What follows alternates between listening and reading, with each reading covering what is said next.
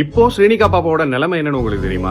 கொஞ்ச நாளைக்கு முன்னாடி ரொம்ப வைரலா போயிட்டு இருந்துச்சு இந்த விஷயம். மரபணு குறைபாட்டால உயிருக்கு போராடிட்டு இருக்கிற இந்த பிஞ்சு குழந்தைக்கு ஒரு 16 கோடி ரூபாய் மதிப்பிலான ஊசி போடணும்னு கொஞ்ச நெஞ்ச பேர் இல்ல நிறைய நல்ல உள்ளங்கள் சேர்ந்து இப்போ வரைக்கும் ஒரு பெரிய தொகையை கலெக்ட் பண்ணிருக்காங்க. அவங்க ஃபேமிலி கிட்ட பேசினப்பதான் தெரிஞ்சது இப்போ ரீசென்ட் டேஸா ஃபண்ட்ஸே வர்றது இல்லன்னு. பட் இங்க நிறைய பேருக்கு தெரியாத விஷயம் என்னன்னா, இப்போ அந்த பாப்பாவோட நிலைமை என்ன, கலெக்ட் பண்ண ஃபண்ட் எவ்வளவு தூரம் ஆயிருக்குங்கிறது தான். அதை பத்தி நான் சொல்றேன். போன மாசம் வரைக்குமே தனக்கு என்ன நடக்குதுன்னு தெரியாம அப்பப்போ சாப்பிட்டு சிரிச்சு தூங்கி எந்திரிச்சு ஓரளவாவது நிம்மதியா இருந்த அந்த குழந்தை இன்னைக்கு சாப்பிட முடியாம மூச்சு விட முடியாம கஷ்டப்பட்டுட்டு இருக்கு. உங்களை மாதிரி பல நல்ல உள்ளங்கள் சேர்ந்து இது வரைக்கும் எவ்வளவு கலெக்ட் பண்ணி கொடுத்திருக்கீங்கன்னா 7 கோடி ரூபாய் கிட்ட கலெக்ட் ஆயிருக்கு.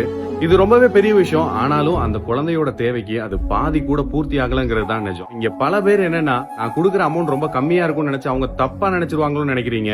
அது 100 இருக்கட்டும் 50 இருக்கட்டும், ஏன் 1 ரூபாயா இருந்தா கூட அது 1 லட்சம் பேரா சேர்ந்து போடும்போது 1 லட்சம் ரூபாய் ஆச்சு. தயவு செஞ்சு சின்ன அமௌண்டா இருக்கு என்னால ஹெல்ப் பண்ண முடியாதுன்னு நினைக்கிறவங்க, உங்களால முடிஞ்சதுன்னா நீங்க ஒருவேளை டீக்கு செலவழிக்கிற அந்த காசை தயவு செஞ்சு அந்த பாப்பா கொடுத்து உதவுங்க. உங்களோட தம்பியா, உங்களோட மகனா, உங்களோட நண்பனா, இல்ல ஒரு பிச்சைக்காரனா கெஞ்சி கேக்குற, தயவு செஞ்சு அந்த உயிரை காப்பாத்த உதவுங்க.